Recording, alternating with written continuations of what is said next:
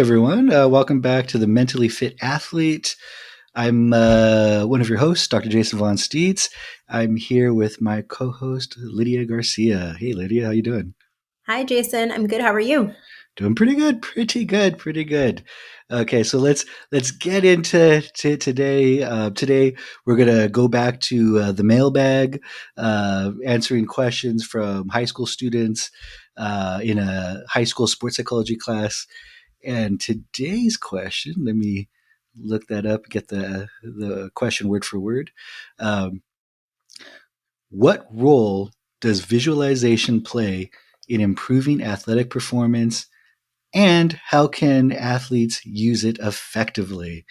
What role Mm, does visualization play in improving athletic performance, and how can athletes use it effectively? All that's a right. great question. That's a really Yeah. good question. Yeah. When I was in college, we had a sports psychologist on staff at UC Riverside, and he would use visualization and hypnosis for sports performance pretty often with the athletes there. And learning about visualization as a young athlete was what made me change my major from boring poli sci law over to psychology because I thought it was really fascinating, this role that visualization or hypnosis and just like calming the mind or mentally rehearsing what would happen in gameplay or what would happen on the track. I thought that was just so fascinating as a young athlete. It was something that I had never heard of. So it's pretty cool that these students are asking this question. Yeah. And I'd love to get into it. All right. Yeah, it is a really, it seems to be a popular topic. People want to know uh, uh, how does visualization work? How can you use it to help you perform as an athlete? Can you visualize winning the lottery and winning $1 million? Uh, I'll just uh, kind of jump in real quick with something because I work with a lot of athletes with OCD and or panic disorder, and visualization can be great. But I'll just take a quick detour and say, you know, think there's a difference between thought and actions. And a lot of people with OCD or severe anxiety or just different, anxiety issues in general will think, oh no, I thought about failure or I thought about this bad thing happening and now it's going to happen. Visualization can be really useful in a lot of ways, and we'll get into that in just a second. But there's a huge difference between just thinking about something and then that thing happening, or thinking about some kind of bad outcome and then that person, or you being a bad person for having that thought. So if you have OCD, if you have anxiety, or you're just worried about, I shouldn't even think about that because then, that's going to lead to something. It's not that easy. If it were, we would all win the lottery because we would just think about it, and then we would all be millionaires. So visualization is not magical. It can be very effective in many ways, but it's not something to worry about just because you had a scary image or a bad thought in your head. Yeah, and for the most part, the type of visualization that we're talking about, we can also call it mental rehearsal, Mm, imagery. We're looking at creating vivid images that are positively related to performance. So um, where which is going to be something that's more pleasant to think about than thinking over and over like a sure, negative thought. Maybe this is even a place where we can see that negative thought and then begin to break the pattern sure, inside of that visualization. But the way that visualization works is that it's a skill to improve your athletic performance, reduce anxiety, and improve confidence by exactly what is in the title, right? Visualizing that action becoming reality. So it's mentally rehearsing a performance. Um, So it works best when an athlete is um, guided through imagining all of the different pieces that are involved in the activity. So we want to that's where that PETTLEP model comes in, Right. right? So PETTLEP, PETTLEP. Um, it stands for physical, environmental, task, timing, learning, emotion, and perspective. So coming through all of those through your visualization, you would want to physically feel and understand the sensations and actions involved in the skill. So what is it that the muscles are doing? How is it that your body is moving? Environment, it emphasizes just that environmental context that your skill is happening under. So are you on the baseball field? Are you on the track? Are you in the mountains somewhere? Where are you and what are you doing? The task, so the specific task or movement that's being practiced. Can you visualize, imagine, pretend that you see yourself throwing the ball from um, home plate to first base? And what does that feel like when that ball touches your hand and leaves your glove and is released out to your first baseman? Timing. So the timing and sequence of actions in the skill. So what comes first, what comes second, what comes third? What are all the things that are going on in that behavior? Um, Learning the process and development of the new skill. Emotion, so your emotional state, how are you going to feel when you're performing this thing? How do you want to feel? Maybe you think you're going to feel super nervous and anxious and unsure of yourself, but in under the visualization process, we can also have more control over what that emotion is. So rather than feeling nervous or anxious, how do you want to feel? You want to feel confident, strong, powerful, capable, maybe in that moment. And then finally, perspective. So are you watching yourself perform the skill, or are you seeing it through your own eyes? So having that understanding of where you are. And what do you think? Would you argue that one is better than the other as far as perspective would go? Yeah, I don't remember what the research says, but I would imagine that visualizing it from your perspective is going to be more accurate as far as what the experience is like when you're actually performing, the movement when you're throwing a ball from home to first base, or if you're a diver when you're performing your dive, whatever it is, you're gonna you see it through your eyes. So I would imagine that visualizing yourself, or performing the visualization with that same perspective would be more helpful. But I don't know, and I've heard people do it either way. I've heard people practicing it both ways. So Yeah, yeah, I I can't could say for see sure. that. We'll have to look That's it up.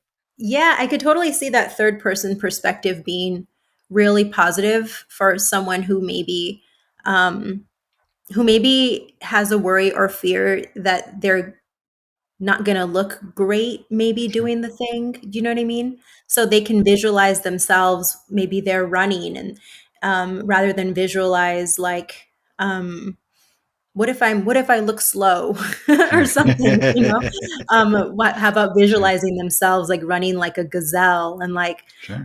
that perfect running form that they want to see, and like seeing themselves doing that, so that once they're in their body actually performing the thing, that's the image that they're calling up. So I could see it working maybe in both Yeah. ways.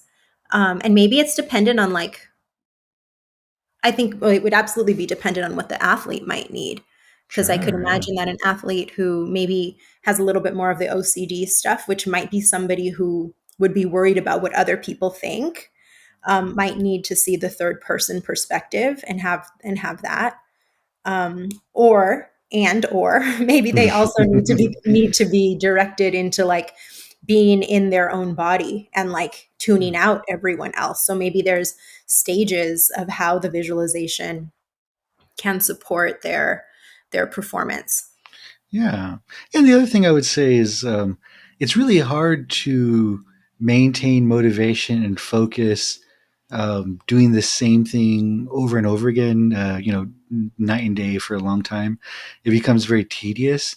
And visualizing from the first person perspective or from the third person perspective could change it up enough, and then give you more of like a like generalized benefits. Um, so it helps. It depends on whatever you need, and it could just help to change it up. Yeah, I'd agree. Then it feels more like you're watching a movie. Like Yeah, maybe you're yeah, seeing the gradual, the different scenes of the character experiencing their show, I yeah. guess, their performance. Yeah. Yeah. And when you're competing, there will be lots of different factors.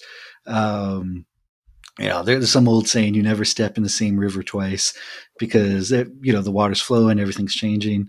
Um, so, you know, uh, you might want to visualize, let's just say you're a baseball player, you might want to visualize, um, maybe uh, seeing the stands just filled with people. And then when you do it again, you might want to visualize the stands kind of empty, or visualize it being really hot, and then visualize it being really cold, and then incorporate that into your sensory experience. How does the hot weather feel against your skin? The sun beating down on you. What are you hearing? What's the difference? What do you hear on a hot day? What do you hear on a cold day? And how does that feel? Uh, it's probably best to be specific to whatever environment you're going to compete in next. But then at the same time, you never know. So it could be pouring rain. You could expect it to rain, and then all of a sudden it's sunny, and so having those different sensory experiences incorporated into your visualization routine Mhm. could really pay off when you're just confronted with these different environments that you have to perform in. Yeah, that's a really good point because, yeah, I mean, for the most part, sport is extremely unpredictable, right? There are some things that we have control over. We can Yeah. control our training. We can control if we've shown up with the right equipment, maybe, or we can control like maybe how we slept the night before performance, or Yeah. what we ate that day. But we can't control the weather. Right. We can't control others, and maybe like how other people show up on the day, how our Yeah. teammates might show up, what mood our coach might be in, like think, Yeah. lots of things like that. There are some uncontrollables, and coming from a track and field background, there's uncontrollables on the track where it's like you never know if someone is going to just make a hard move, and you have to make a quick decision about, Sure. am I going to go with this person, or am I going to stick to my race plan of kind of like having even splits on the track or whatever it is, right? And so visualizing some of those um, some of those maybe uncontrollable things would makes it so that on competition day you can't be kind of like spooked by something. You're not going to get shaken. You're going to be like, oh, I already rehearsed this. I know exactly what to do when if someone were to make an early break. I was going to go with Yeah. them because I'm going to race. Like Yeah. I don't know. I want to see how long Right. she can hold that. Like whatever Hmm. it's going to be. Um, so if you already have that plan in mind, you've already rehearsed it before. You're not in new territory. Yeah. Yeah. And you know, uh, people always want to think positively, prepare for success. That's great. Of course, you definitely want to think positively and hope for the best, prepare for the best. But at the same time, anything could happen. Yeah. And, maybe if we're talking about the 800 meters in track and field, maybe someone is, maybe you worked really hard, you did your best. Maybe someone's 100 meters in front of you. And, maybe they are running a little bit too fast, and They're maybe they coming shouldn't. back. They're Yeah. coming right back. Yeah. Yeah. So that could be a great visualization exercise to visualize, the person 100 meters in front of you. What does that look like? What does that sound like? How does your body feel? Do you pick up the pace? Do you keep running your own race? Visualize everything that you're going to do in that situation, and then if it happens, um, you can be ready, and you won't get caught off guard, and you won't kick too soon, or you won't lose your motivation and slow down, even though maybe you probably could have caught them but just didn't realize it. So there's all kinds of things that could come up, and it's going to be good to visualize and prepare for whatever different you know race time or game time obstacles could come up. Mhm. So when we practice visualization, what are some of the things that are actually happening in our brain? So is it like a substitute for actually practicing, like in real life? What do you think? Yeah, well, you probably and a lot of times athletes, we all deal with injuries. Athletes always deal with injuries, or maybe you do perform in a sport, compete in a sport where you really can't train in bad weather conditions, or maybe you don't have access to your facilities, to be able to train as much as you want. So visualization is going to be really helpful if you can't, even if you can't also physically prepare for your sport. Um, it can, and then I don't remember the exact details, but it does, maybe you could say train certain neural pathways so that you can perform the motor skills, the motor movements that you need to without actually physically doing those movements. And then that being said, ideally you want to visualize the movements, visualize success and all that, and then also physically train your body to do those same movements. One of the most famous studies I remember, I'm pretty sure I learned about this in Psych 101 all those years ago, and then I'm sure the study has been repeated several times. But there was a study where they took uh, people playing practicing free throws, and they had one group where someone just practiced free throws, one group where someone just visualized themselves practicing free throws, and then one group where they visualized and practiced free throws. And then, lo and behold, the group who physically practiced the free throws and mentally rehearsed the movements and visualized themselves practicing the free throws did the best. Um, Awesome. so, yeah, so if you Great. can, Yeah. you Good definitely want to do both. positive points for Yeah. visualization. Yeah. Yeah. So, and what it's talking, what, and the reasons why is because yes, you're physically practicing those free throws and those shots, but then you're also building the neural pathways and kind of like I guess the ways that muscles would fire, right? It's creating the what is the word? Enhancing muscle memory just Sure. Yeah. by visualizing it. Is that what's going on? That's So happening, right? sounds right Okay. to me. If, Right. if any sports scientists are out there and you want to get really detailed, leave a comment below. But you get the point. Tell You us get the point. all It's about good. neurotransmitters. We want to It's best to visualize and to physically practice the skills know. that you're going to need to use. That's cool. So, yeah, so visualization is definitely a tool to add to that Yeah. toolbox of things that can enhance performance and improve your overall confidence as an athlete. Yeah, absolutely. And you can use this for whatever. So most athletes have other areas of life that they're also working on. A lot of athletes are student athletes. If you have a big presentation that you have to do, it helps to visualize yourself doing that presentation. Visualize an audience asking you questions and you responding to those questions, or whatever it is you're working on, whatever you're dealing with, you can use visualization for that area of your life as well. Yeah.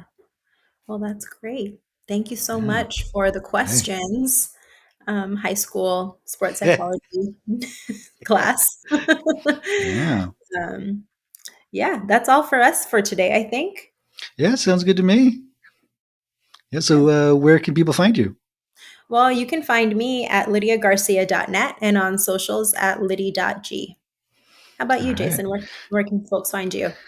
Yeah, you can find me on my website, drjasonvonsteets.com, and on Instagram and Blue Sky, I'm at CBT Sports Psych.